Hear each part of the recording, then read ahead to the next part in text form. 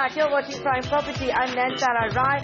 In today's episode, we're decoding Budget 2016 with Anuj Puri, the chairman and country head of JLL India, and Rohit Raj Modi, the VP of CREDAI, an umbrella organization of builders. Gentlemen, now let's talk about housing. Rohit, I'm going to come to you first. You know, besides being the vice president of CREDAI, your company also has a strong position when it comes to affordable housing. What is it going to mean? What is Budget 2016 going to mean for affordable housing? 30 square meters, 60 square meters, is this enough? Well, first of all, my compliments to the government to put emphasis on housing. It's probably one of the only budgets that I have heard in a long time where there has been ample emphasis on housing. As Finance Minister very rightly said that this sector has a huge multiplier. Having said that, I would say that this is a right step for 30 and 60, but it falls short of making it into a catalyst which can actually explode this segment of housing. And why I say so, I will just enumerate that. Most of the states have their own affordable housing policies right now, or they have their own housing policies without distinction with affordable housing. Those policies have to be brought in sync with this income tax exemption. Most of the policies are not in sync with that, especially when we talk about the 4 metros, where also the demand for affordable is going to be the maximum. 30 square meter of carpet area would translate loosely into something like 400 odd square feet of a unit area. Now, in all the developed markets, there is a control on density, there is a control on FAR, and the land prices are high. So if you have to utilize a full FAR in order to bring down your land prices or to keep your land prices in check, you have to contend with the density. Density is inadequate today for you to make such small units.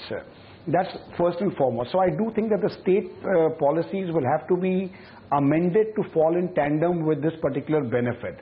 That's number one. Number two, government has given, and however, having said that, there is a MAT again, which is again about 20 odd percent.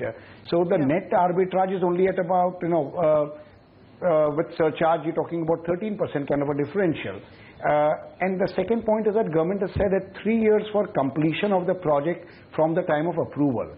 Now, while 3 years for construction can be debated whether it's adequate or not, but instead of getting in that, I would say the problem here is that post-approval, when the clock starts ticking on 3 years, to get an environmental approval and then to get a completion certificate, all within 3 years, is a near impossibility in most of the municipalities of the country. So that itself becomes a non-starter. This time limit should be extended to 5 years, number one. And the 30 square meter in metros must be changed to 60, because the requirement of a family, of human requirement, does not change from a MMR or NCR to a tier 2 or a tier 3 town. We cannot really envisage. In fact, Rohit, I'm reading a report that came out by Lysis for Us, which says that if you look at flats of up to 30 square meters in Chennai, Delhi, Kolkata and Mumbai, the existing inventory is only 9,000 units. That's peanuts if the government actually wants to achieve housing for all by 2022. And from what you're telling me, that the arbitrage really doesn't exist. Real estate developers are not perhaps interested in greenfield projects, in building new units of 30 square meters as the policy is in these metros today. See, the developers would be interested, subject to the fact that there is a framework in which it can be done. If you take NCR, for example, 30 square meter applies within the municipal limits, which is 25 kilometers zone outside the municipal limit of the city.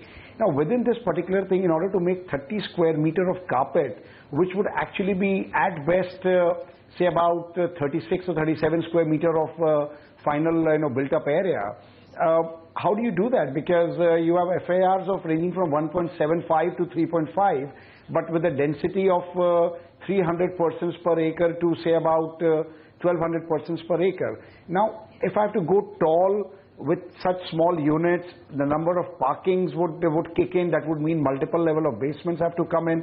If I go very far from the region, the buyer does not exist over there, because the largest concentration of the urban affordable housing is around these metros. So the state policies, like, UP has an affordable housing policy, Haryana has an affordable housing policy, Rajasthan has an affordable housing policy. These policies will have to fall in tandem with the central government, or the central government's exemption has to fall in tandem with these policies. They are not in sync with each other right now. Okay, so the state and the centre not in sync right now, so perhaps whatever has been announced for affordable housing as of now turns out to be a non-starter. Anuj Puri, if I could come to you now, within days of the union budget, JLL has actually gone ahead and launched an e-commerce platform for residential housing. What I wanted to ask you was that this exemption of, this increased exemption of 50,000 rupees for the home loan rebate, the 60,000 rupee new one for HRA allowance, is that really going to help the residential market? Is it going to help consumers say, maybe I can now afford to rent a house? So, Netra, I mean, these are initiatives that the government has been taking since the time that they have come in from 2014, 15, 16. So I think you need to look at it in continuity over a period of 3 years. I must also admit what Rohit said is correct. When we spoke about REIT earlier during discussion, I thought that the government gave it from the heart and the head. When we speak about housing, I think they gave only from the head. They actually didn't give from heart. And several of those things, we will run out of time on this, so I'm not going to get into it. But just that simple thing, 30 square meters. I mean, 30 square meters, you're going to be asking developers to build slums. I mean, 300 square feet for a family. And then you're defining Tier 1 as Delhi, Bombay, Chennai, and Calcutta. I mean, these are old definitions of Tier 1. Tier 1 today is Bangalore, Pune, Hyderabad. I mean, that's how you define Tier 1. So I just felt there was a little bit of laxity that was left, and the government could have done better. I think the intent was very nice, because the 3 buckets that the finance minister divided was on pricing. He brought down the excise duty on RMC. He exempted the service tax on 60 square meters and lesser sized apartments. On the supply, he brought in this 30 square meters and 60 square meters exemption on the profit that the developers earn by developing it. And then he prompted the demand. The point that you are saying is really by increasing the HRA from 24,000 to 60,000, because he's saying, I want to provide housing for all, whether it is owned housing or rental housing.